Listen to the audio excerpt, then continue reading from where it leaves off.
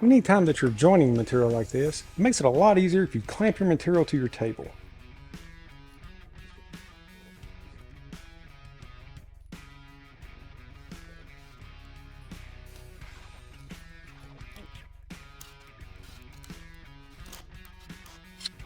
And for the bottom board, we'll join all three pieces.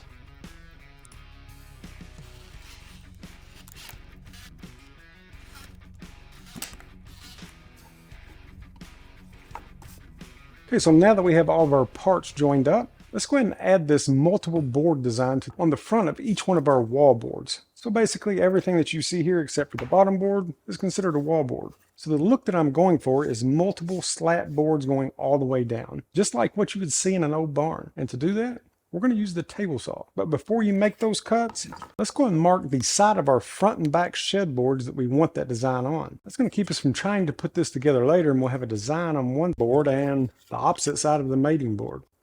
Yeah, I've done it plenty. So that's all that I'm going to do is lay these out just like that they're going to go into our barn. Then I'll mark the outsides of each one of these. That way our design will be exactly where we need it.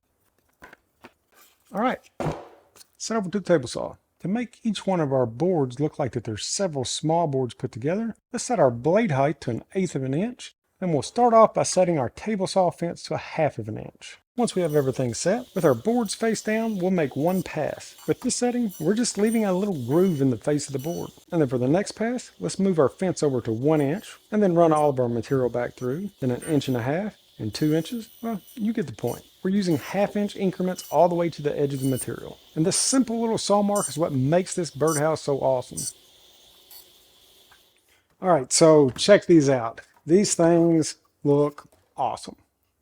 But we are going to change one of our steps, and that is where we cut these little decorative grooves. Instead of cutting these grooves after we put our pocket hole screws in, let's back that up and cut these before we put our pocket hole screws in. You want to know why? I had my depth set just a little too deep, and I hit my screws. Instead of beating up our saw blade, let's cut our grooves after you cut out your pocket holes and before you put your screws in. Live and learn. Okay, so now that I'm done making sparks in a workshop do not mix well. Let's go ahead and finish this material up so we can put it all together. So for our next step, since we don't want any more sparks in the shop, I'm going to measure down 3 3/4 of an inch. Let's go ahead and cut our hole into one of our front and back boards. And then I'm going to drill my hole from the back to keep from messing up our design. Now the size of the hole is completely up to you depending on what type of birdhouse you're making. Since I'm just making a decorative birdhouse, I'll be cutting an 1 5/8 hole. Okay, so the next step is going to be to paint and stain our parts. Again, you don't have to do that now, but just makes things a lot easier. Now this part's where you can really set this project apart, and that's completely up to you on how you paint this. As for me, I'm going to try to keep the old barn look. So I want my barn to look like that it's been painted several times. So the first thing that I'm going to do is to paint all of my walls black. This is just going to be the undercolor. Once that dries, I'm going to paint everything kind of a burnt red.